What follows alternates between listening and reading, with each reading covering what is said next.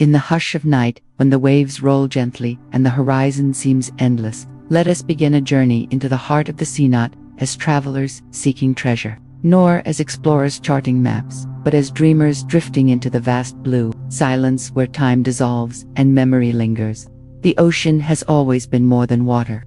It is a mirror of the soul, a veil between worlds, a keeper of secrets too vast for the land to hold. Imagine standing on a moonlit shore, listening to the tide as it whispers against sand, each wave carrying with it the breath of civilizations long forgotten, temples long drowned, prayers that once rose in incense but now float in bubbles. Through the deep, humanity has always looked to the sea with both awe and fear, for within its depths lie both nourishment and destruction, both sanctuary and grave. The sea feeds, yet it devours.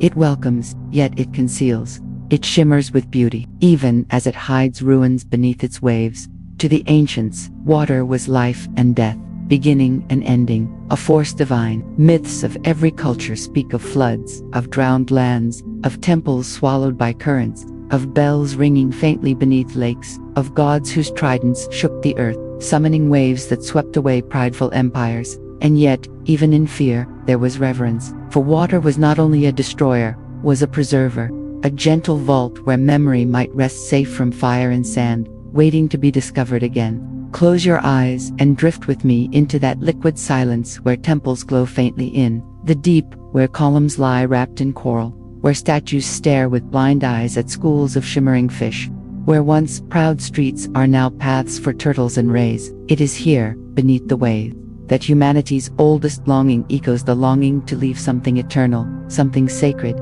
even when time moves on. Consider the stories whispered across the world. The city of Dwarka, home of Lord Krishna, golden spires gleaming until the sea rose and took it. The Japanese monument of Yanaguni steps and terraces carved in stone, now resting beneath tides.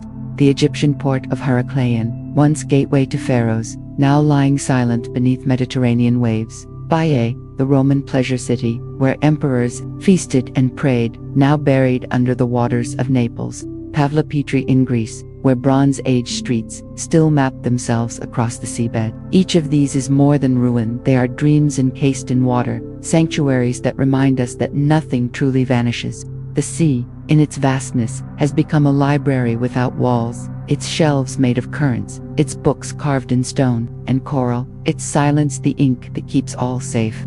As we drift deeper into this thought, imagine the sea as a temple itself, the vaulted sky its dome, waves its chants, bioluminescent fish its candles, whales its choirs, coral reefs its stained glass, windows glowing with light. Within this temple lie countless sanctuaries, drowned not in despair but in transformation, their stories soft as lullabies, their memory eternal. For even when storms rage, when earthquakes shake, when tides swallow shores, the sea does not erase, holds, it keeps the fragments of every city, every prayer, every hand that once carved stone, preserving them in a blue silence that waits with infinite patience. And so we begin here, at the shore of memory, letting the tide carry us backward through centuries, letting waves wash away the dust of waking life until only dream remains. You are no longer a traveler, bound to earth. You are a guest of the sea, welcomed into its mystery. Ahead lies Yanaguni with its steps descending into shadow, Dwarka,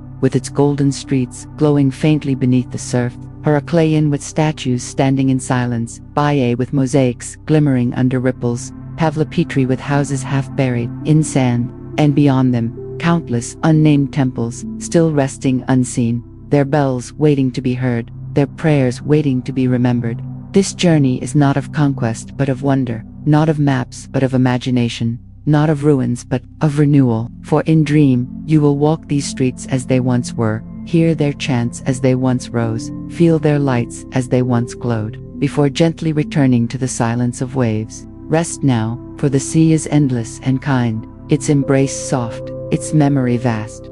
Drift with me into its heart, where the temples beneath the sea are not lost but eternal, glowing in the blue quiet, waiting for your footsteps, waiting for your dream. In the still silence beneath the waves, where the light of the sun filters down in shifting blue veils, lies a place that has stirred both awe and endless debate.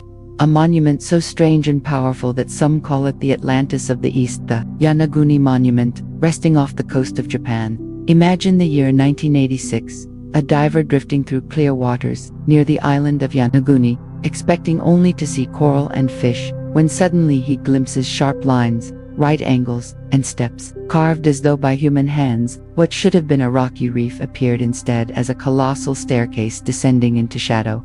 Terraces rising like walls of a temple, vast blocks of stone fitted together with uncanny precision. Word spread quickly, and soon scientists, adventurers, and dreamers came, each carrying their own vision. Some saw in its vast platforms and pyramidal shapes the hand of an ancient civilization long forgotten, perhaps even older than Egypt or Mesopotamia, proof that beneath the sea lies a chapter of history never written.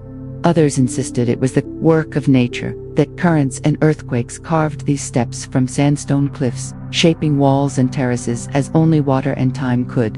And so Yanaguni became not only a place of stone, but a place of questions, where truth rests as deep as the monument itself. Picture yourself drifting closer, the water cool, fish weaving through shadows, bubbles rising past your face as the colossal steps reveal themselves, each one wide enough for dozens to stand upon. Descending into blue darkness as though leading into the heart of the sea, the monument stretches hundreds of feet, its surfaces carved with clean angles that defy chaos. Some divers report what looks like a gate, others claim to see the carving of an animal, perhaps a turtle or a face, as if the stone still carries memory of the hands that shaped it. Whether nature or human design, the monument hums with presence, a silence heavy with memory.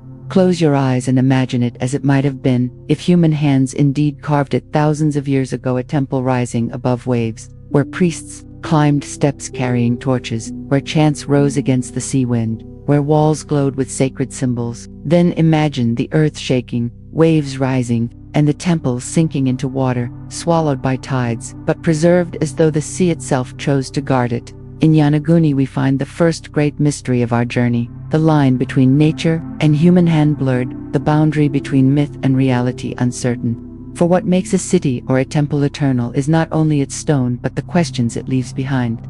The awe it inspires in all who gaze upon it, whether carved by time or carved by dreamers of ages past. Yanaguni remains one of the sea's most haunting sanctuaries, a place where divers drift like pilgrims through a drowned cathedral, where silence itself feels sacred. As you breathe slowly, imagine the sensation of drifting among its steps, your body weightless, your heart steady, the world above forgotten. Here, beneath waves, all is hushed, all is patient, all is timeless. Yanaguni does not answer. Yanaguni only waits, its stones holding secrets deeper than any book, its terraces echoing with questions, its silence gentler than sleep.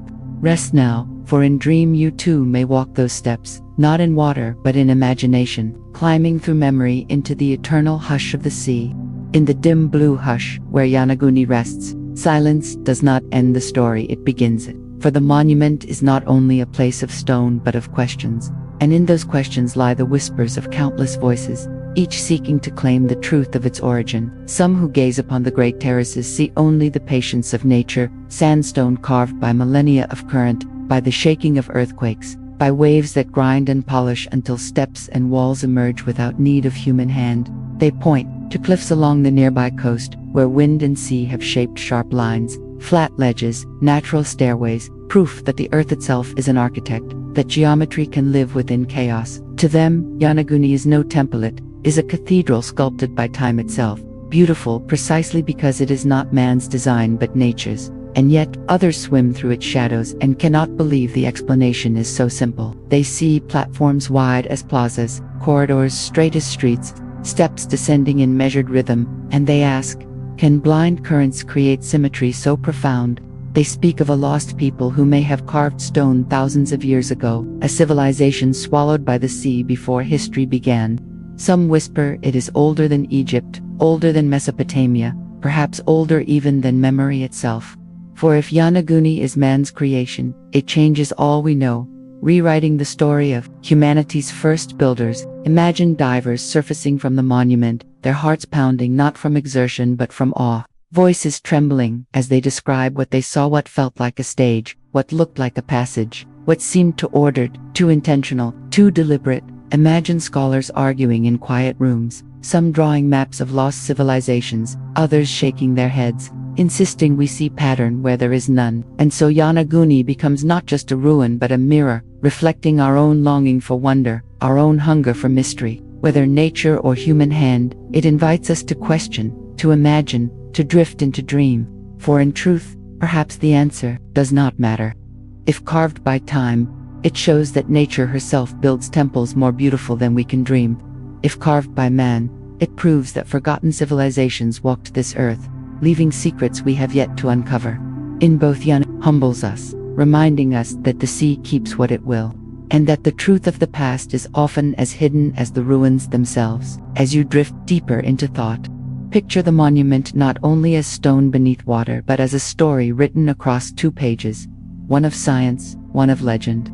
Between them lies the silence of the sea, patient, eternal, refusing to reveal more than a glimpse.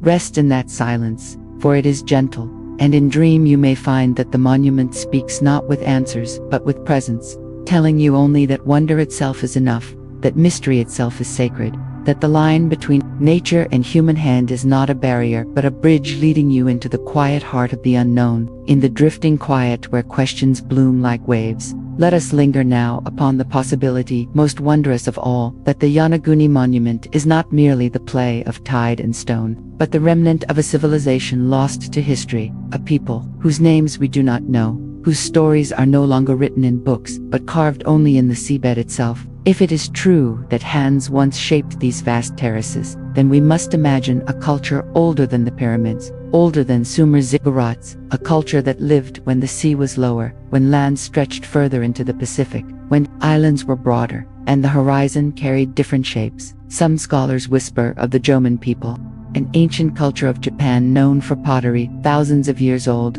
for villages that thrived along coasts long before history was recorded.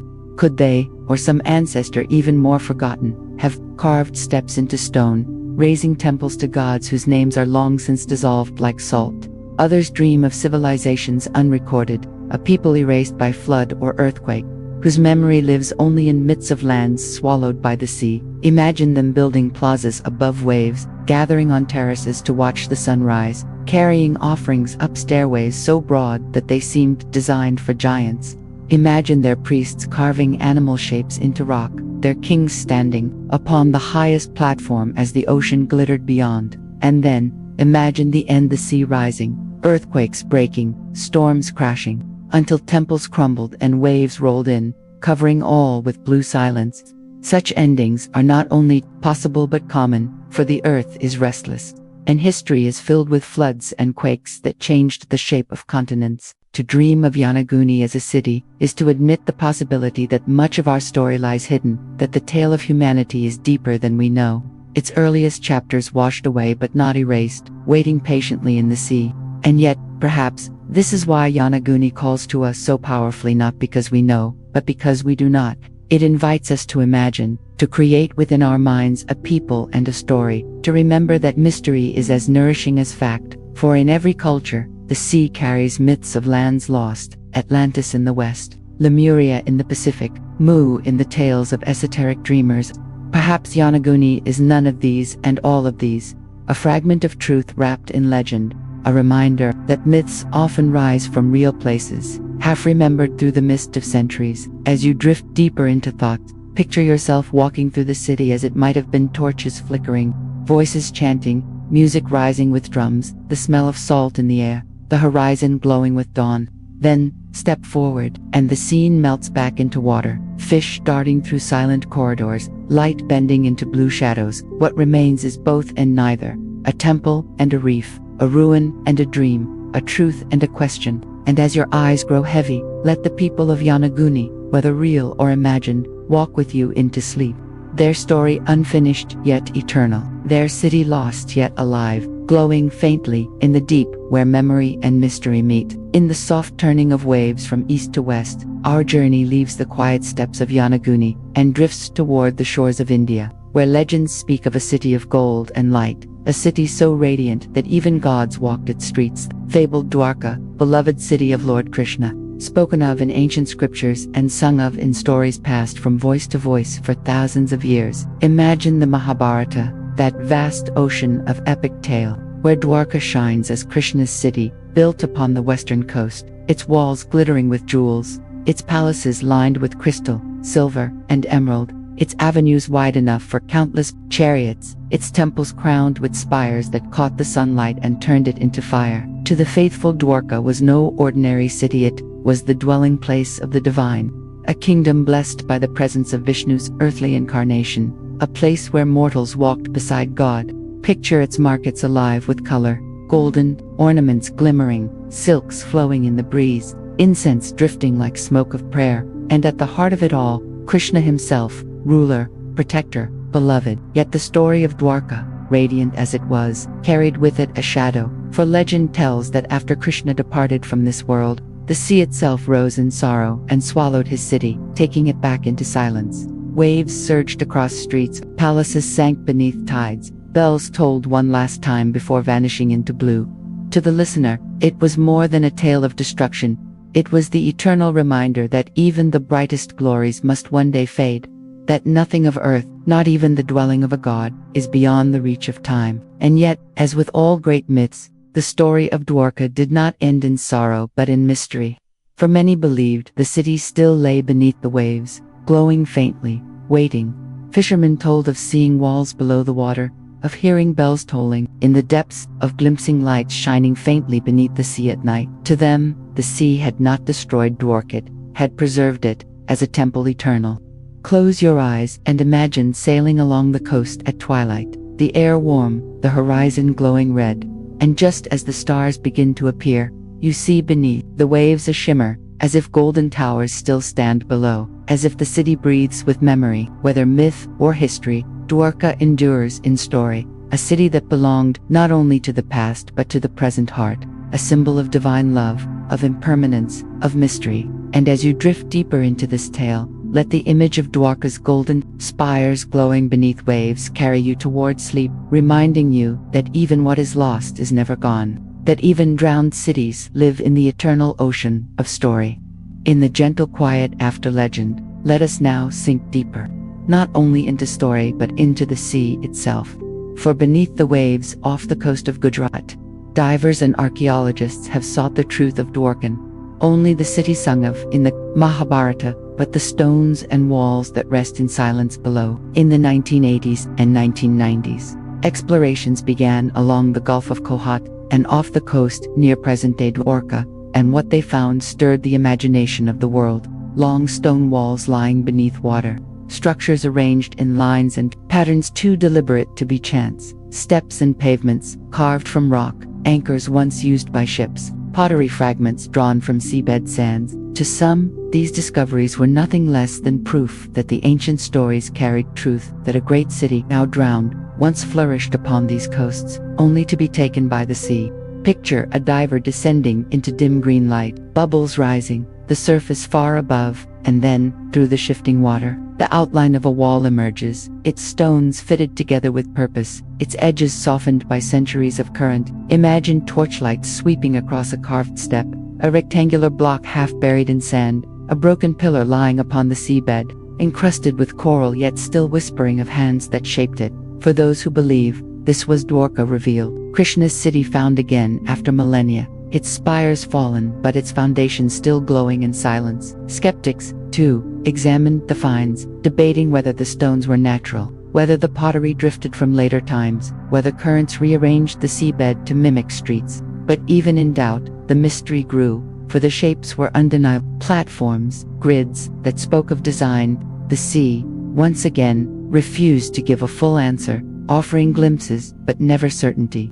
And so Dwarka lives now in two realms, in the faith of those who see Krishna's city beneath the water, and in the questions of those who see the ruins of some other, forgotten people, older perhaps than legend itself. Close your eyes and picture the divers, their lamps glowing like fireflies in darkness, drifting across ancient stones, touching surfaces worn by both hand and tide. Imagine them surfacing, the horizon wide, the wind soft, their hearts trembling, with AW for whether it was Dwarka or some other name.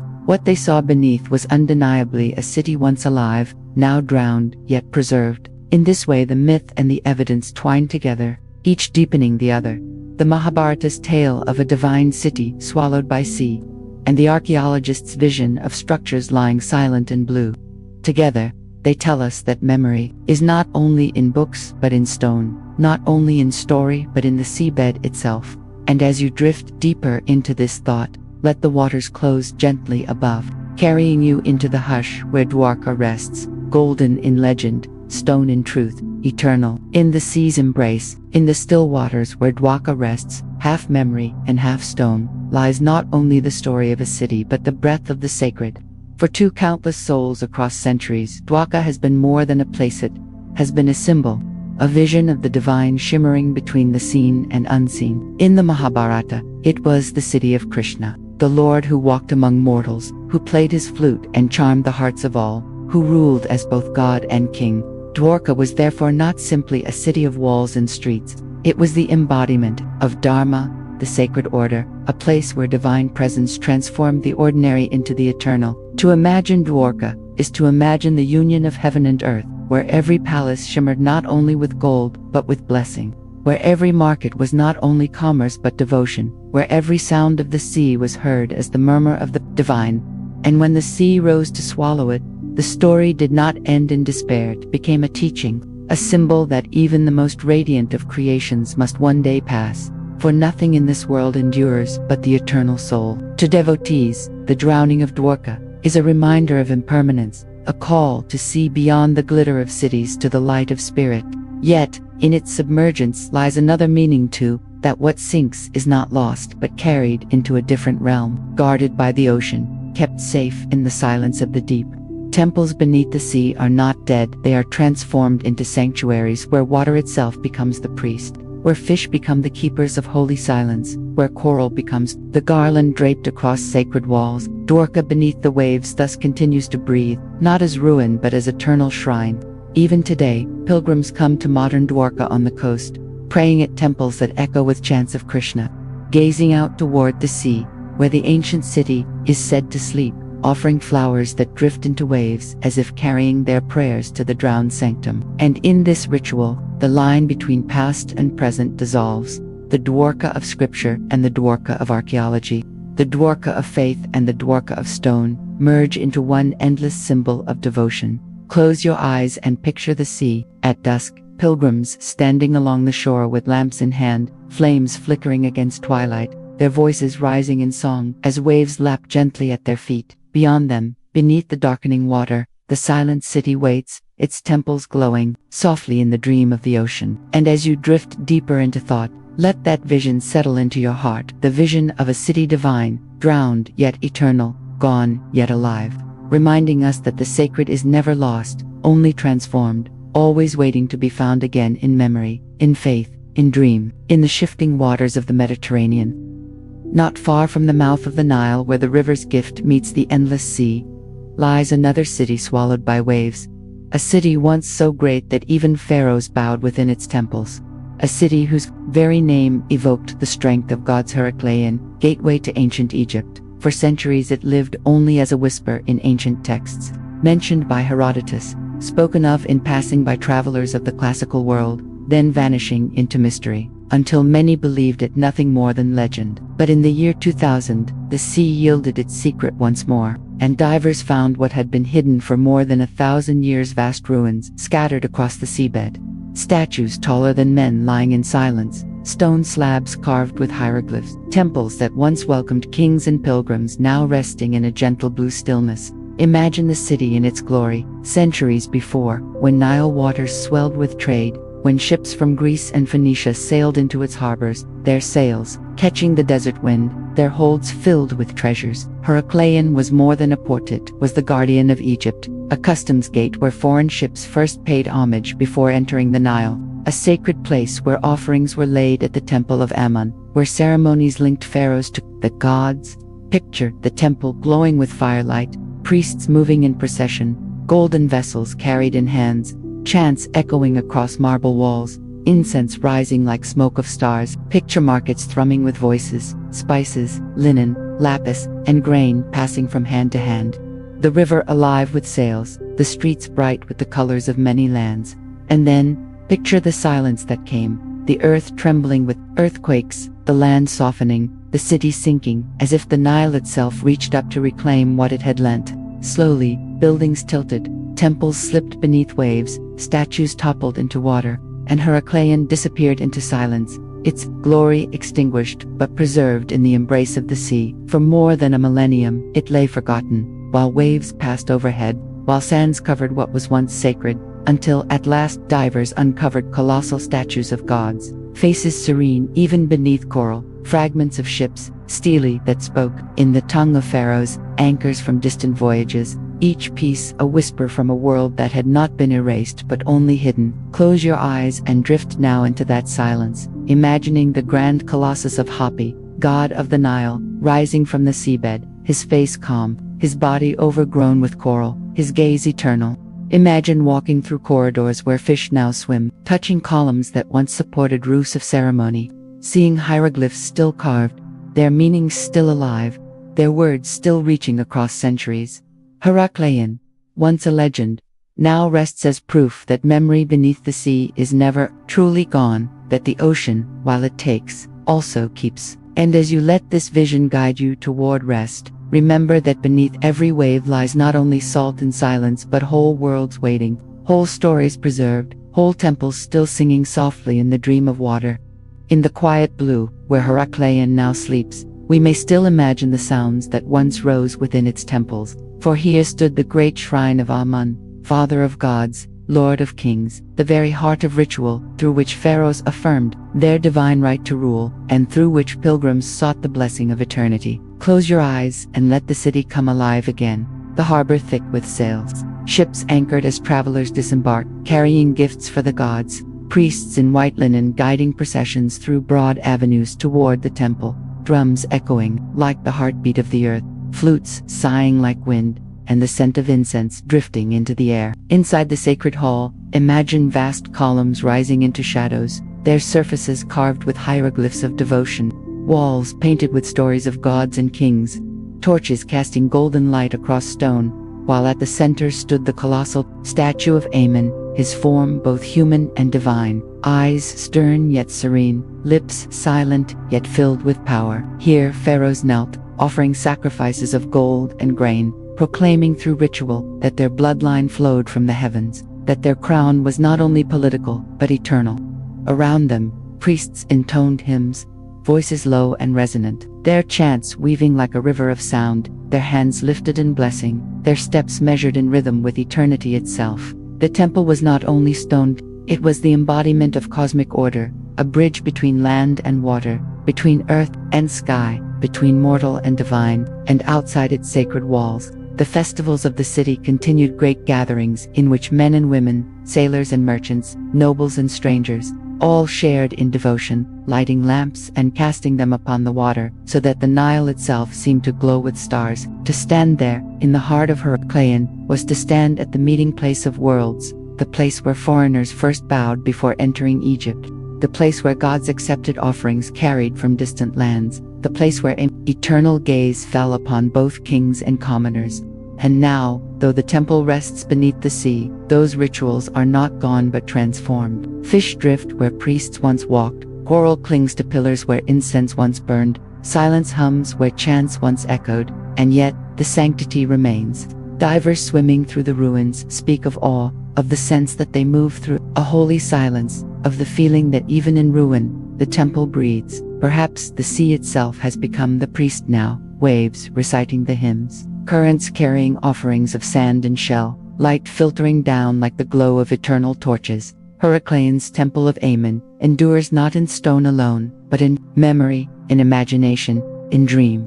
And as you drift into sleep, let the sound of that ancient chant accompany you, gentle as water, eternal as stars, whispering that nothing sacred is ever truly lost, that beneath the surface all prayers remain, waiting for us in the quiet embrace of the sea, in the calm waters of the Bay of Naples, where sunlight dances upon ripples and the volcanic earth sighs beneath the sea. lies another city, taken by the waves, a place once so famous for its splendor and indulgence that poets called it the Las Vegas of the Roman world, a city of emperors, generals, and aristocrats seeking pleasure, power, and escape. This was Baiae, the sunken pleasure city, where marble villas sprawled along the shore, where bathhouses steamed with healing waters drawn from volcanic springs, where gardens bloomed with roses and fountains, and where laughter and feasts filled the air like music.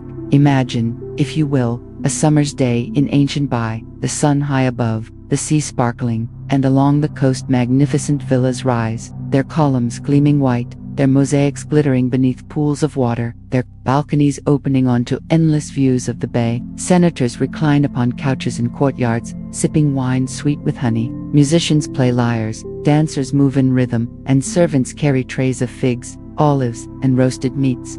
In great bathhouses, men and women immerse themselves in warm pools, their voices echoing against marble walls, while philosophers and poets debate under porticos, their words drifting like smoke. Emperors, too, came here: Julius Caesar, Augustus, Nero, Hadrianich, seeking not only relaxation but intrigue. For Baiae was a city of secrets as much as delight, where power was traded in whispers, where affairs blossomed in shadowed gardens, where conspiracies were plotted beside fountains. And yet, as the centuries turned, the same volcanic force that gave Baiae its healing springs betrayed it, for the ground began to sink, swallowed slowly by braticism, the shifting of earth beneath. Villas that once rang with laughter tilted, their walls slipping into water. Bathhouses that once steamed grew silent as the sea crept in. Mosaics of dolphins and gods now lie beneath waves, their colors muted but still shimmering in dim light. Today, divers swim where emperors once feasted, passing through marble archways encrusted with coral, touching mosaics that depict Neptune riding his chariot, gliding past statues whose faces peer upward through currents.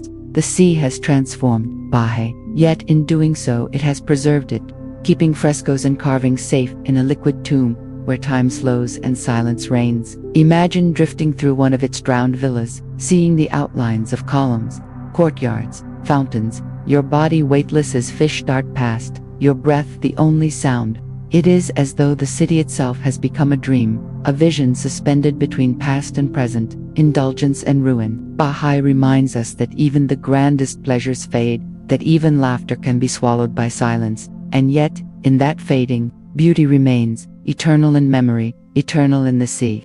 And as you close your eyes, let the soft glow of Roman lamps, the sound of lyres, and the laughter of feasts blend with the hush of waves, carrying you into rest, where the sunken city still waits, golden in its ruin, eternal in its sleep. In the gentle hush of the bay, where the ruins of Baiae now lie beneath the tide, we may still hear the echoes of power, for this was not only a place of pleasure but a paradise of emperors, a retreat where the rulers of Rome sought both escape and ambition, where the fate of empires may have shifted beneath marble arches and rose-laden gardens. Imagine Julius Caesar walking along a colonnaded terrace, the sea breeze tugging at his cloak as he considers both conquest and betrayal.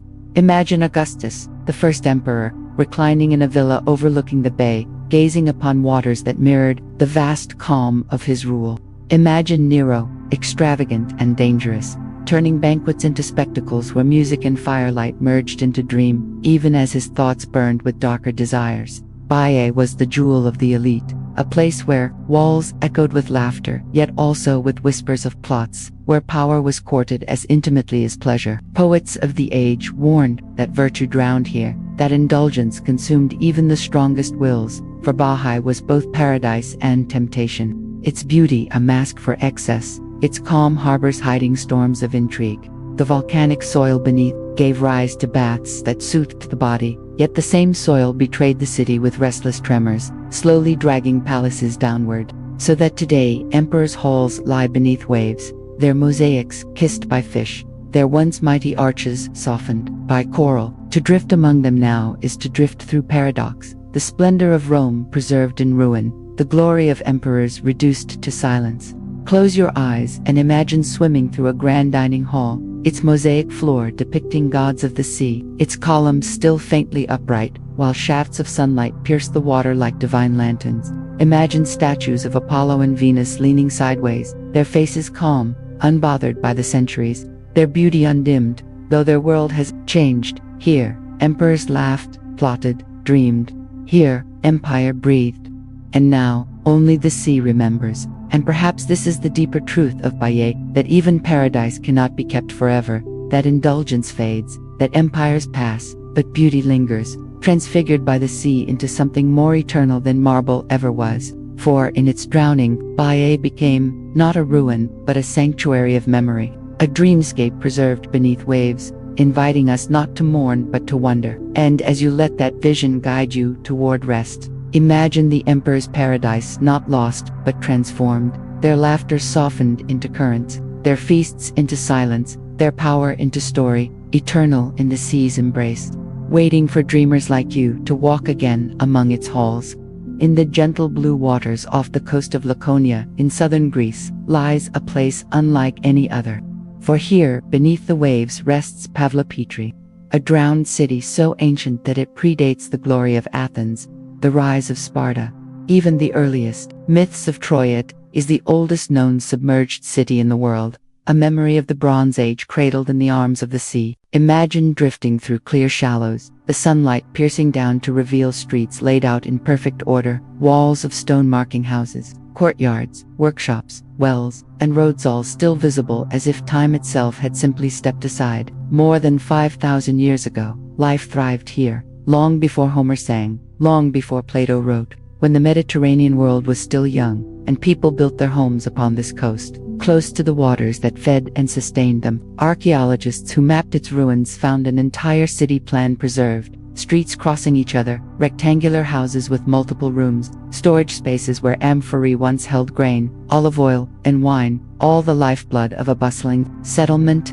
Imagine children running through narrow lanes, merchants calling out their goods, women weaving at doorways, fishermen mending nets by the shore, priests lifting prayers to gods whose names have been forgotten, all of them alive in a city that was once as real as any on land. And then, like so many others, Pavlopetri slipped beneath the sea, likely swallowed by earthquakes, waves, or the slow rising of waters.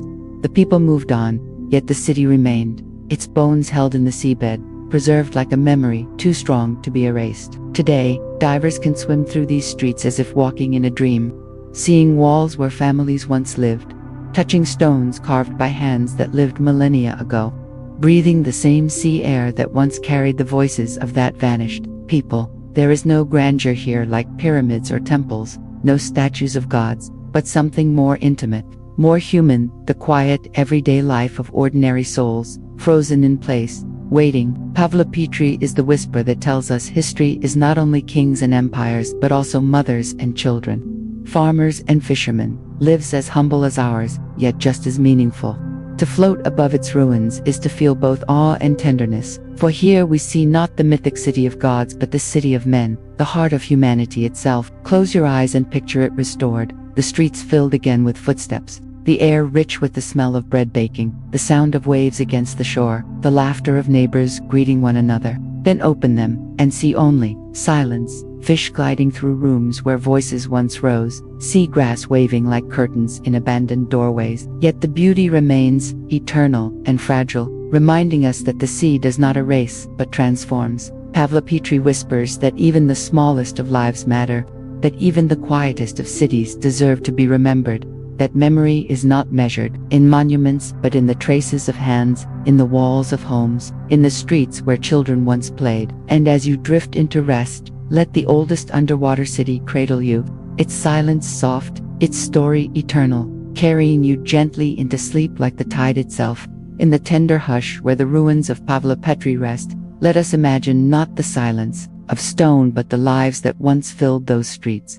For every wall, every courtyard, every road is more than rock. It is memory, it is heartbeat, it is story preserved in outline beneath the sea. Close your eyes and walk with me through its lanes. 5,000 years ago, when the world was still young and the Mediterranean sun shone upon a community both ordinary and extraordinary, imagine rising at dawn, the air filled with the scent of salt and bread baking in clay ovens, women carrying water from wells carved into stone, children tumbling into the streets to chase each other, their laughter carrying across courtyards, merchants set out, amphorae filled with oil, wine, and grain, their voices calling in rhythm with the surf.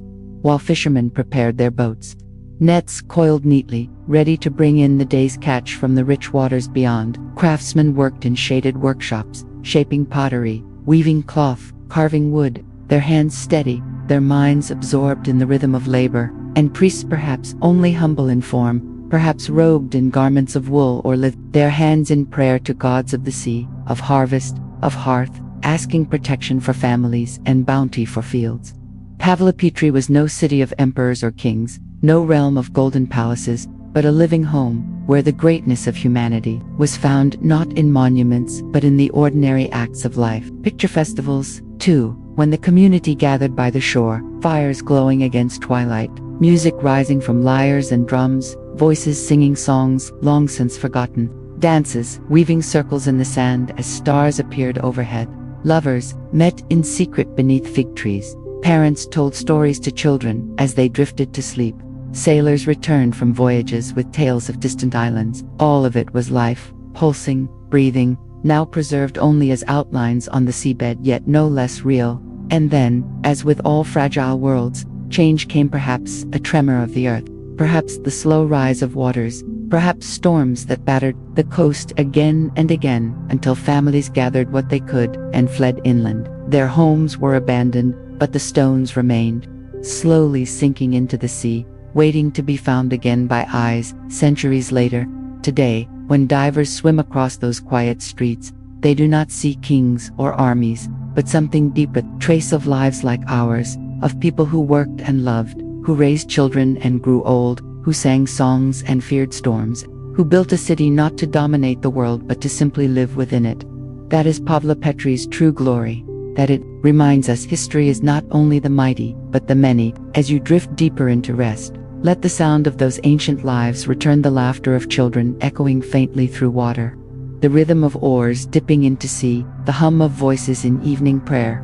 Let Pavlopetri cradle you not with grandeur but with intimacy, its story soft as lullaby, its truth as eternal as the tide, reminding you that even the simplest of lives matter, and that in the sea of memory, nothing is ever truly lost. In the drifting silence of Asia's vast waters, beyond the echoes of Yanaguni and Dwarka, other temples to lie beneath the tide, their stones cloaked in coral, their stories softened into legend, their prayers preserved in the hush of the sea. Imagine the coasts of Cambodia, where the great Khmer civilization built temples that still rise at Angkor Wat, but where others slipped beneath lakes and rivers, hidden by floods, lost to shifting earth. In the waters of tonal sap and along the Mekong's winding veins, villagers whisper of drowned sanctuaries, their spires visible only when the water runs low, their bells tolling faintly when night grows quiet. Travel further east, to the lands of Thailand, where the ruins of Wat Wong Wikaram rest half submerged in the reservoir of Sakumbari,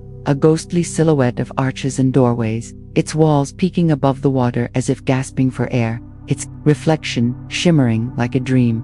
When the water recedes, pilgrims walk among its flooded corridors, their footsteps echoing in spaces where fish usually swim, their prayers rising in harmony with the cries of birds, bridging to worlds land and water, past and present. In Indonesia, stories whisper of temples swallowed by the restless sea, particularly along Java and Bali, where volcanic eruptions and tremors once shook entire coastlines, dragging shrines into the waves. Fishermen tell of seeing statues of gods staring up from the seabed, their faces softened by time but still serene, their hands lifted in eternal blessing as schools of fish weave garlands of light around them. And in India beyond Dwarka, there is Mahabalipuram, where, along the coast of Tamil Nadu, temples of the Pallava dynasty once lined the shore, and where the sea swallowed more than half of them, leaving only hints of spires visible during low tide, the rest resting beneath the Bay of Bengal.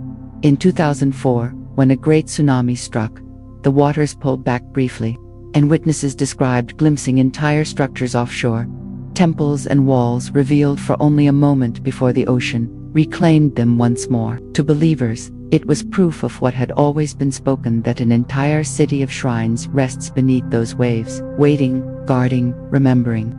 Across Asia, water does not erase, transforms, turning sanctuaries of stone into sanctuaries of silence, turning chants into currents, turning incense into waves. Each submerged temple is more than ruin, it is a reminder that the sacred is eternal, that devotion survives even when walls crumble. Close your eyes and drift through these waters. Imagine yourself swimming gently past a stone Buddha, seated upon a lotus, his face calm though half buried in sand. Picture yourself gliding through corridors of a Khmer shrine, shafts of sunlight piercing through gaps, fish shimmering like lanterns. Imagine placing your hand against a stone pillar carved with prayers, feeling not the cold of ruin but the warmth of memory. These temples, though unseen by most, still live, still breathe, still guard the stories of countless souls who once prayed there. And as you drift toward sleep, let the vision of Asia's drowned sanctuaries fill you with peace, the knowledge that nothing sacred is ever lost, that even beneath waves the gods still watch, and that the sea, eternal and kind, keeps all memory safe in its quiet embrace. In the soft stillness of inland waters, far from the restless sea, lie other sanctuaries long surrendered to lakes and rivers.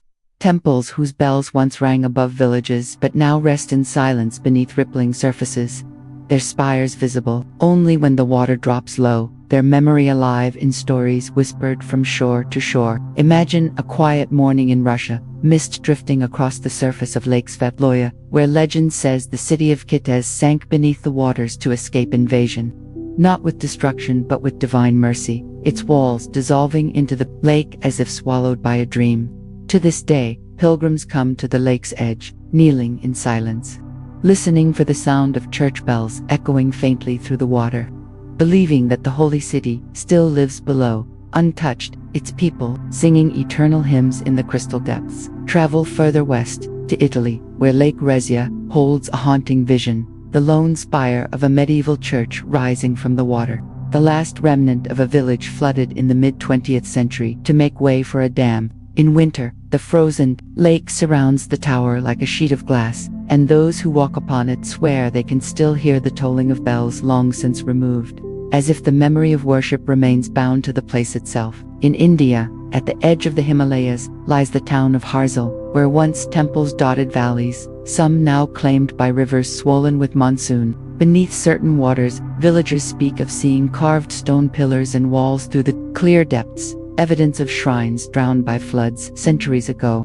Even in the remote corners of South America, stories are told of sacred sites claimed by lakes, temples dedicated to the gods of sun and water, swallowed by trembling earth, yet still felt in the calm expanse of water that covers them. These drowned sanctuaries remind us of something profound, that faith, like water, flows and adapts, shifting from stone to story, from visible walls to invisible memory. To imagine them is to imagine a twilight realm where bells still toll faintly beneath the surface, where hymns drift upward as ripples, where gods still keep watch unseen. Close your eyes and picture walking along a lake at dusk, the air cool, the surface glowing with the reflection of stars, and suddenly, faint and far below, you see the outline of a steeple, a dome, a carved gateway, its form shimmering like a mirage. You lean closer, listening, and perhaps you hear it, the soft chime of a bell, carried not by air but by dream. These are not ruins of despair, but sanctuaries transformed, reminding us that the sacred cannot be drowned, that water is not destruction but transformation. As you drift toward rest, let these lakes carry you into their calm embrace, where every ripple is a hymn, every reflection a prayer, and every silence a promise that nothing holy is ever truly gone. In the endless rhythm of waves and tides, there is one name that rises again and again whenever lost cities are spoken of, a name woven from both philosophy and myth, both history and imagination. Atlantis, the fabled island city described by Plato more than 2 millennia ago, a vision of a society radiant with knowledge and power, a place said to have vanished beneath the sea in a single day and night of misfortune. Though scholars debate whether it was allegory, memory, or invention, Atlantis has become more than a story. It has become a symbol, the archetype of every drowned civilization, the dream of perfection undone by pride, and the haunting echo of what lies beneath waves. Imagine Plato, in the quiet of his academy, speaking of a land beyond the Pillars of Hercules, larger than Libya and Asia combined, a place where temples gleamed with gold and orichalcum, where palaces rose upon consent, rings of land and sea, where kings ruled with wisdom and fleets filled the harbors, where laws were just and abundance seemed eternal. Yet in his telling, Atlantis, blessed with prosperity, turned greedy. and the gods punished it with destruction, shaking the earth and sending it into the depths. Whether real or imagined, Atlantis became the mirror in which humanity gazes, seeing both its highest dreams and its darkest warnings. And perhaps that is why every sunken temple, from Yanaguni to Dwarka, from Heracleion to Pavlopetri, is touched by its shadow, for each reminds us of the tale that Plato told, that civilizations, no matter how radiant, are fragile, that the sea keeps what hubris cannot. Some search for Atlantis in the Mediterranean, pointing to Santorini and the volcanic ruin of Thera. Others seek it in the Atlantic, imagining islands now swallowed by ocean. Still others connect it to the Americas, two stories of lost lands across vast seas. But beyond geography, Atlantis endures because it lives not in one place but in the heart of all people, in the eternal human longing for a golden age, for a perfect city where harmony reigned, and in the equal fear that such perfection cannot last. Close your eyes and picture Atlantis as it might have been. Shining towers rising over a calm sea, bridges spanning rings of canals, gardens blooming with every color, temples glowing with firelight, music drifting from halls, laughter rising from markets. Then feel the trembling earth, hear the roar of waves, see the waters rushing inward, sweeping all away until only silence remains. Now imagine the same vision beneath the sea, coral clinging to toppled columns, fish weaving through archways, statues staring blankly into the deep, the glory preserved in fragments, as if memory itself refused to vanish. Atlantis is not only a city, it is a story, a symbol, a dream, one that reminds us that loss and beauty are intertwined, that even in destruction there is transformation. As you drift into rest, let Atlantis guide your thoughts, not as a warning, but as a lullaby, whispering that even the most radiant of worlds may fall, yet in falling, they become eternal in memory, glowing forever in the dream of the sea. In the hush of eternity, the ocean has always carried two faces, one of destruction, fierce and relentless, and one of protection, gentle and eternal, a paradox as old as time itself. For the same waters that swallow cities also cradle them, in silence, preserving their memory like treasures in a vault. Think of the waves that rose against Dwarka, claiming Krishna's golden city, or the tremors that pulled Heracleion into the Nile's mouth. Think of Ba, where pleasure and power were slowly consumed by the shifting earth, until villas and mosaics lay drowned. Think of Atlantis itself, undone in a night by the fury of gods. The sea destroys, this much we know. Storms crash with anger, tsunamis strike without warning, waves devour coasts, and lives vanish in moments. And yet, even as the sea takes, it also keeps. It shelters ruins from fire and looters, guards temples beneath its veil, slows the decay of stone, and wraps sacred places in its blue embrace. What would we know of Heracleion had the sea not hidden its colossi, safe from centuries of war and conquest? What would remain of Pavlopetri if waves had not covered its streets, protecting them from plunder? In destruction, the ocean grants preservation. In loss, it grants eternity. It is both fierce judge and gentle guardian, erasing pride yet keeping memory. Close your eyes and feel the dual rhythm, the roar of a storm tearing walls from their foundations, and the quiet lapping of waves, rocking a statue gently for 1,000 years. This is the paradox humanity has always feared and revered, the ocean as both death and womb, end and beginning. Ancient myths knew this truth well, whether the flood of Noah, the deluge of Manu, in India, or the stories of gods punishing hubris. The waters always destroyed, but always left a seed of renewal, a fragment to carry life forward. The ocean does not simply end, it transforms, taking what is fragile and returning it as dream, taking what is prideful and softening it into humility. And so, as we drift deeper into its meaning, we see the sea not as enemy but as balance, as a reminder that life is both fleeting and eternal, that beauty can vanish and yet remain, that memory is never lost so long as waves hold it safe. Imagine walking upon a shore at twilight, the tide creeping in, the sand cooling beneath your feet, and as you listen, you hear both the crash of distant surf, fierce and untamed, and the gentle sigh of water kissing the shore, tender and eternal. That is the voice of the ocean, both destroyer and protector, both storm and lullaby, both silence and song. And as you close your eyes tonight, let the sea's paradox cradle you, reminding you that even endings are beginnings, even loss is preservation, even the fiercest wave carries within it the gentlest of embraces. In every corner of the ancient world, where humanity gazed upon the restless horizon, the sea became not only a force of nature but a god, a storyteller, a mystery woven into myth, shaping how people understood creation, destruction, and the fragile line between mortal and divine. Imagine the Greeks, whose sailors whispered prayers to Poseidon, lord of the deep, whose trident shook the earth and summoned storms, yet who also blessed voyagers with calm passage if honored with offerings.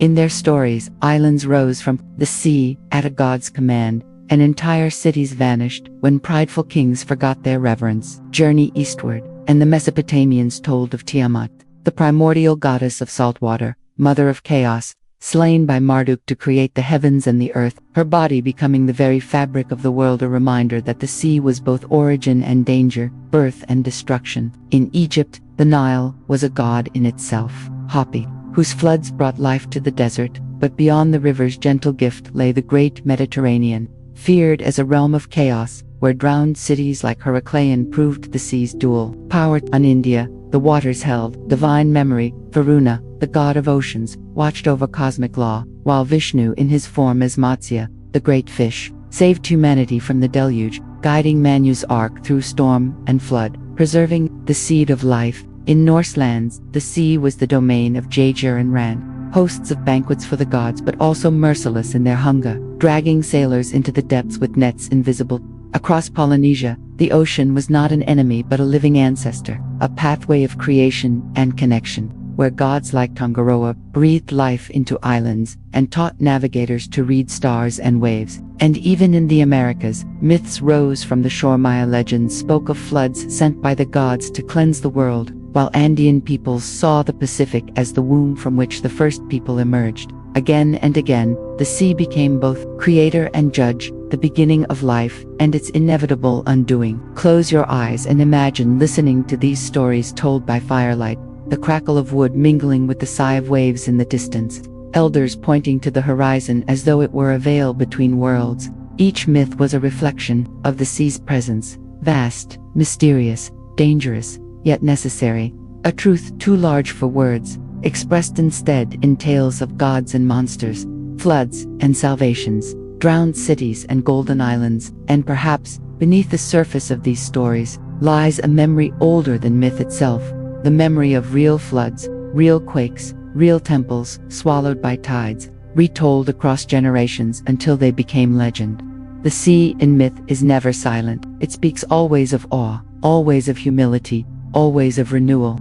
And as you drift into rest, let those ancient voices surround you like waves, whispering of gods who shaped the tides, of heroes who sailed uncertain horizons, of floods that cleansed, yet preserved, reminding you that every wave carries within it the memory of myth, eternal and soothing, eternal and true. In the quiet embrace of the waters, where temples lie hidden beneath rippling waves, humanity has always sought meaning deeper than stone, for when sacred sanctuaries sink into silence, their loss becomes more than physical, it becomes spiritual, a reminder written in currents and tides that the divine is never fixed to walls or pillars, but lives beyond them, eternal, untouchable, transformed. Imagine for a moment a temple standing proud upon the shore, priests chanting, bells ringing, torches glowing in the dusk, offerings carried by hands full of faith. Then, picture the earth trembling, the sea rushing forward, walls crumbling as water fills the sanctum, idols swallowed by salt, fire quenched into steam, and yet, instead of silence, a new kind of holiness is born. The sea itself becomes the priest, its waves the chants, its light the eternal flame. Fish circle the sanctum as guardians, coral drapes altars with garlands brighter than any woven by hand. In this way, a drowned temple does not end, it changes form, becoming a liminal space between worlds, a shrine of both earth and ocean, where silence itself becomes prayer. Across cultures, this transformation has stirred awe in Dwarka. The faithful believe Krishna's city was not destroyed but taken gently by the sea, preserved in divine embrace. In Russia, believers at Lake Svetloya kneel to listen for the bells of Kittis, knowing the holy city did not die but simply descended to a realm beyond reach. In Italy, the tower of Lake Rezia still rises, half in water and half in sky. a reminder that the sacred always finds a way to remain visible. To lose a temple to the sea is to be reminded of impermanence, that no structure, no matter how glorious, can defy the cycles of nature, and yet, within that impermanence lies permanence of a different kind, memory, devotion, spirit, all carried forward, not in stone but in story, not in walls but in hearts. The drowned temple whispers that faith does not need shelter, that prayer does not need roof or altar, that the divine dwells as easily in the shifting blue of the ocean as in the carved corridors of marble. Close your eyes and imagine swimming gently through a submerged sanctuary, your body weightless, your breath steady, the water glowing with beams of light from above.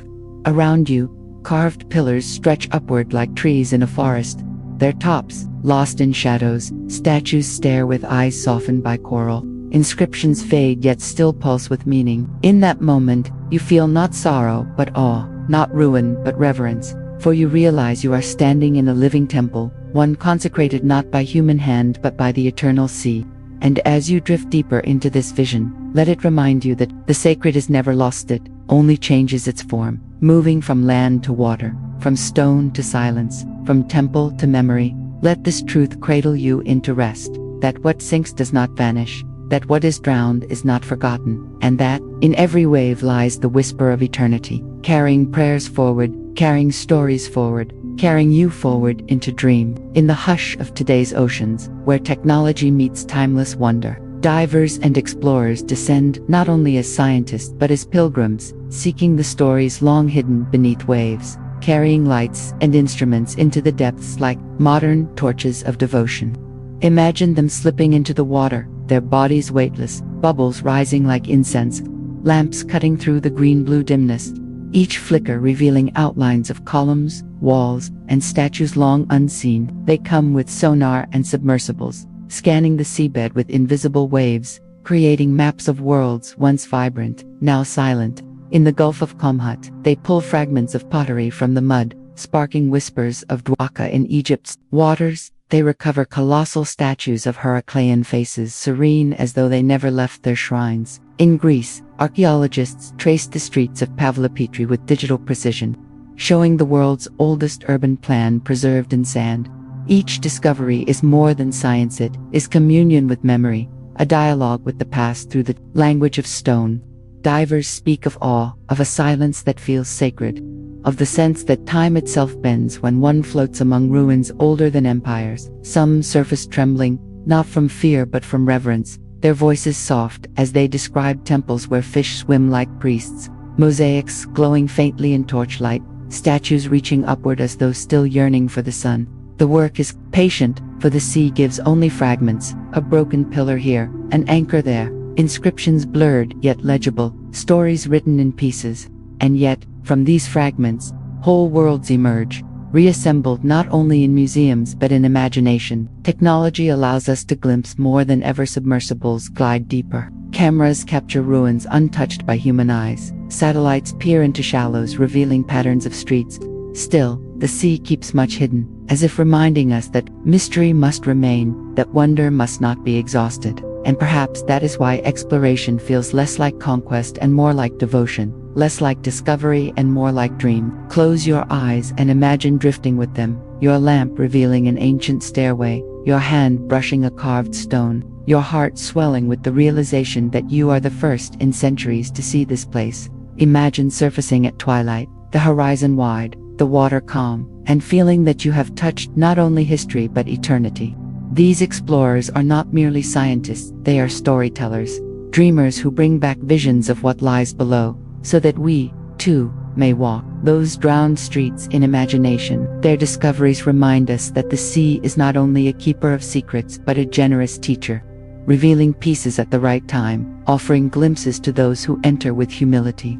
And as you drift into sleep, let their lamps guide you, carrying you gently through submerged sanctuaries, reminding you that the past is never gone, only waiting, eternal in the ocean's embrace, eternal in the dreams we share. In the unending expanse of the sea, where light fades into blue shadows and currents weave their own secret maps, there is far more that remains hidden than revealed. For every city we have found beneath the waves is but a whisper compared to those still waiting, their walls untouched, their stories unspoken, their silence deeper than dream. Imagine the floor of the ocean, vast and unknowable. Mountains taller than Everest yet unseen, valleys darker than night, trenches deeper than imagination. Somewhere in that vastness lie ruins not yet discovered, temples still intact, altars still standing, stairways that no diver's lamp has yet illuminated. For every Dwarka uncovered in fragments, there may be another city untouched. For every Heraclean revealed by chance, there may be a dozen more swallowed whole. The sea hides with patience, guarding not only ruins but mysteries we may never comprehend. Scientists mapped coastlines and detect patterns, yet the majority of the seabed remains unmapped, untouched. Unknown, 90% of the deep still veiled, its memory preserved like books in a library locked by nature itself. Myths whisper of Atlantis, of Mu, of Lemuria. Perhaps they are stories, perhaps they are memories, blurred by time. Perhaps beneath the Pacific there rests a continent lost, or beneath the Atlantic a city whose towers once touched the sky. Even in lakes and rivers, stories abound. Villagers speak of seeing temples in the depths, of hearing bells tolled beneath the surface, of lights glowing faintly from nowhere. And then there are the questions of civilizations older than we know, peoples who built before Egypt, before Sumer, before memory, their temples now buried beneath silt and salt, their names erased, yet their stones preserved. What remains hidden humbles us, reminding us that history is not finished but infinite, that the sea is a storyteller who reveals only fragments, leaving the rest to imagination. Close your eyes and picture drifting through a realm untouched, your lamp revealing a doorway unbroken, a mosaic floor gleaming as if laid yesterday, statues standing upright, their gazes steady, their silence profound. Imagine the awe of being the first to step into such a place, the realization that whole worlds still lie below, waiting, patient, eternal. The ocean's silence is not emptiness, is promise, the promise that wonder is not exhausted, that discovery has no end, that stories are always unfolding. As you drift deeper into rest, let the thought of what remains hidden comfort you, that there is more beauty than we have yet seen, more mystery than we have yet dreamed, and that the sea, eternal and kind, holds all of it safe, waiting for us in time, waiting for us in dream. In the boundless stillness of the deep, the ocean is more than water, more than current, more than salt and tide. It is a library alive, a living archive vast enough to hold the memories of the entire world. Its shelves made not of wood but of coral ridges, its pages written not in ink but in stone, its silence carrying stories older than words. Imagine each drowned city as a book, each temple as a chapter, each fragment of pottery as a single verse, all preserved in perfect patience beneath the waves. In Heraclean, colossal statues lie like open scrolls upon the seabed. In Pavlopet, streets stretch like lines of text across the sand. In Dwarka, the stones of walls are stanzas of devotion. In Yanaguni, terraces rise as lines of poetry too ancient to be fully understood. And between these great texts are countless unwritten volumes, ruins yet undiscovered, sanctuaries unnamed, entire cities unread. Their knowledge waiting like sealed manuscripts upon the bottom of the sea. The ocean reads slowly, gently, turning its pages with currents, softening the edges of walls with time, decorating its margins with shells and seaweed, illuminating each line with the flicker of light filtering through waves. Where we see ruin, the ocean preserves memory. Where we see silence, it holds meaning. Imagine drifting through such a library, each reef a shelf, each archway a doorway into a story. Each statue a character speaking in a language older than speech. In one hall, you find tales of gods and rituals. In another, the daily rhythm of merchants and children. In another, the songs of sailors, the whispers of pilgrims, the laughter of lovers, all written not in ink but in the arrangement of stone, in the patterns of ruins, in the echoes of devotion. And yet, unlike human libraries, the ocean's archive does not sit still, it breathes, it moves, it sings. Fish dart like annotations in the margins, dolphins leap like joyful exclamation points, whales call across pages with voices deeper than any text, coral blossoms like illuminated letters in manuscripts of blue. The ocean does not hoard knowledge, it transforms it, blending the sacred with the natural, memory with living rhythm. To walk, or rather drift through its halls, is to know that nothing is ever lost, that the past is not gone but simply folded into the present, that every tide carries with it both story and renewal. Close your eyes and imagine opening one such book. You see not words, but images, not pages, but visions of drowned sanctuaries glowing faintly in the deep, inviting you to read with your heart, not your eyes. Imagine yourself as both student and dreamer, gently tracing the lines of a mosaic with your hand, listening to the silence as though it were a voice, feeling the presence of thousands of lives that once were. This is the ocean, as silent storage, but living remembrance, not static shelves but flowing symphony. And as you drift into rest, let the waves turn the pages for you, guiding you from one story to the next, reminding you that in the great library of the sea, every ruin is a book still open, every silence a word still spoken, every dream another story waiting to be read. In the softened glow of imagination, let us drift now into a dreamlike voyage, where every sunken temple and drowned city we have spoken of gathers into a single journey, a path through the underwater halls of memory, as if the sea itself has opened its doors and invited us to walk as guests through its endless sanctuary. Close your eyes and picture yourself descending gently beneath the surface, the world above dissolving into quiet blue, your body weightless, your breath steady, your heart calm. Before you, the first vision appears: Yanaguni, its colossal steps, stretching into the deep terraces, Vasas plazas, corridors rising like shadows of an age forgotten. You run your hand across stone worn by both water and time, feeling the question carved into its silence: was this nature, or was this man? You drift onward, and the scene shifts. Now Dwarka glows beneath the currents, golden streets shimmering faintly, broken walls still humming with devotion. You hear in the hush the echo of Krishna's flute, the laughter of a city that once sang, the toll of bells fading into tide. From Dwarka, you glide into Egypt's waters, where Heracleion waits, statues of gods lying in majesty, their faces serene, their hands raised in eternal blessing. Pillars tilt, yet still speak of sanctity, inscriptions whisper through coral veils, and in the distance, the colossal form of Hapi smiles with timeless grace. As you move deeper, the ruins of Baiae unfold, Roman villas adorned with mosaics that sparkle like jewels beneath the shifting light. Courtyards where emperors once feasted now serve as halls for fish. Frescoes of gods glowing faintly, their colors softened yet unbroken by the centuries. Then the waters lighten, and Pavlopitri reveals itself. Simple streets, small courtyards, wells and homes, the echoes of daily life preserved in sand. Here you see not kings but families, their laughter preserved in silence, their humanity shining, brighter than gold. You drift eastward, into Asia's drowned sanctuaries, Khmer shrines draped in coral, Thai temples peering from reservoirs, Indonesian statues seated calmly in the seabed, bells toll faintly through water, and shadows of worshippers move like memories across the current. From there, lakes unfold, showing you Kitas, the holy city of Russia, its hymns still echoing in crystalline depths, its people said to live forever in a realm beyond sight.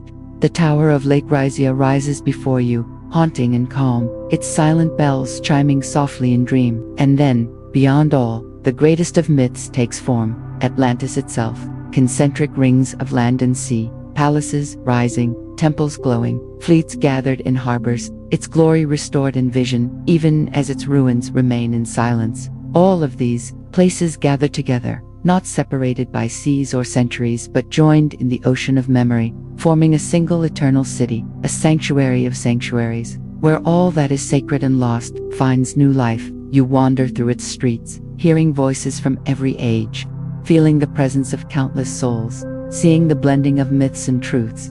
Here the ocean offers not answers but beauty, not certainty but wonder, not ruin but dream. And as the vision gently fades, you realize that the journey itself is the temple, the act of remembering itself, the ritual, the awe you feel itself, the prayer. Let this dreamlike journey cradle you, carrying you through corridors of blue, through halls of silence, through sanctuaries eternal, reminding you that all cities, all temples, all lives lost to time are not gone, they live still, waiting within the sea, waiting within memory, waiting within dream. In the quiet rhythm of the waves, when the sea whispers against the shore and the horizon stretches beyond sight, the story of drowned temples and sunken cities becomes more than history. More than myth, it becomes a meditation on impermanence, on the truth that all things built by human hands, no matter how radiant or sacred, are destined one day to fade, to fall, to be transformed. Think of Atlantis, glowing with towers of gold, undone in a single night.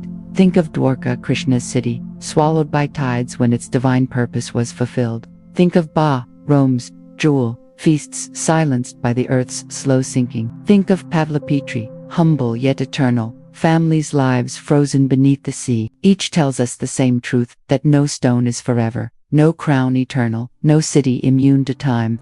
Yet in this truth lies not despair, but beauty. For impermanence is not the end, but the rhythm of life, the breath of the cosmos itself. Imagine a blossom blooming at dawn, its petals radiant with dew, its fragrance sweet, only to fade by dusk, returning to earth. Its passing is not tragedy, but the cycle that makes its beauty precious. In the same way, temples rise, shine with devotion, and fall, becoming part of memory, part of story, part of the eternal sea. Impermanence teaches us to cherish the present, to see every city, every life, every prayer as a wave rising and falling, unique and unrepeatable, its beauty found not in its endurance, but in its existence. Close your eyes and reflect upon your own life. The laughter you have shared, the moments of love, the faces you have known. None of these will remain forever, yet all are eternal in memory, carried forward like driftwood upon the ocean of time. The drowned sanctuaries remind us that nothing is wasted, that even when walls crumble and bells fall silent, something deeper endures: the spirit, the devotion, the essence of what was sacred. The ocean cradles ruins not as lost but as transformation, turning stone into coral, chant into current, temple into dream. To see impermanence in this way is to see life itself as sacred, fleeting yet eternal, fragile yet profound. Imagine yourself standing at a shoreline at dusk, the tide rolling in, erasing footprints in the sand. And yet, in that erasure, beauty is born anew. The shore made clean for the next traveler, the next story, the next life. Impermanence is not to be feared but embraced, for it is the gift that gives meaning to every moment, the truth that makes love urgent, memory sweet, devotion eternal. As you drift toward sleep, let the drowned temples whisper this lesson, that what fades is not lost, that what sinks is not gone, that all things flow into one another like waves into sea, and that impermanence is not an ending but the gentle promise that life, in all its forms, is always beginning again. In the stillness of night, when the sky is dark velvet embroidered with stars and the tide rolls gently against the shore, we come at last to the great closing, the final reflection upon the drowned temples, the lost cities, the myths and truths, woven together by the sea. And in this quiet we understand that the ocean is not merely water or wave, not merely destroyer or preserver, but a dreamer itself, a vast mind that holds the memory of worlds within its embrace, whispering to us in ripples and sighs. Imagine walking along a beach where every grain of sand has once been mountain, where every wave has touched a temple, where every breeze carries echoes of hymns long ago sung in sanctuaries, now silent. The sea dreams of all it has known, of Atlantis shining before it sank, of Heracleion glowing with torches along the Nile's mouth, of Dwarka ringing with bells, its streets golden beneath the sun, of Bath, where emperors reclined in marble villas beside fountains, of Kittas hidden beneath the lake, hymns still rising from its invisible towers, of Pavlopetri, simple and human, children playing by doorways now seen only in shadow. Each of these places is alive in the ocean's dream, held not as ruin but as memory eternal, not as silence but as song. The sea does not forget, it transforms, turning city into coral, prayer into coral, prayer into current, statue into reef, ruin into wonder. And perhaps, when we listen closely to the hush of waves, we hear not water alone but the chorus of these dreams, the voices of all who once lived and loved, their stories carried in the deep. Impermanence is real, yet so is eternity. Temples fall, yet their essence rises. Lives end, yet their meaning continues, rippling outward like tide upon shore. Close your eyes and let yourself drift across this vision. You float above Yanaguni's terraces, glide into Dwarka sanctuaries, pass through Egypt's sunken colossi, wander Rome's drowned villas, rest in the quiet of Pavlopetri's homes, hear the faint bells of Kittas, see the solitary tower of Rezia, Feel the grandeur of Atlantis reborn in imagination. All of these places blend into one vast temple, the temple of the sea itself, the sacred sanctuary that holds them all, larger than any empire, older than any myth, more enduring than any stone. Here the walls are made of waves, the floor of sand, the ceiling of stars mirrored on the surface, the light of the moon serving as eternal flame. Here worship never ends, for silence itself is prayer, and every ripple is a hymn, every current a blessing, every tide a sermon whispered to the shore. You are part of this temple now, part of this dream, your heart beating in rhythm with waves, your breath rising and falling like the tide, and as you rest within it, you realize the greatest truth that drowned sanctuaries have always held, that nothing sacred is ever lost, that nothing loved is ever gone, that memory itself is eternal, carried not only by water but by spirit, by story, by dream. Impermanence is transformation, and transformation is eternity. The sea teaches us that endings are beginnings, that destruction is preservation, that what vanishes in one form appears in another, and that the flow of time is a circle, not a line. And so, as this story closes, let the sea carry you gently, let it cradle you as it cradles temples, let it soothe you as it soothes ruins, let it remind you that you, too, are part of its eternal dream. You are a wave in its rhythm, a voice in its song, a memory in its library, and when you drift into sleep, know that you are drifting into the ocean's embrace, into the great temple that never falls, into the dream that never ends. For the sea itself dreams, and in its dream, all things live forever.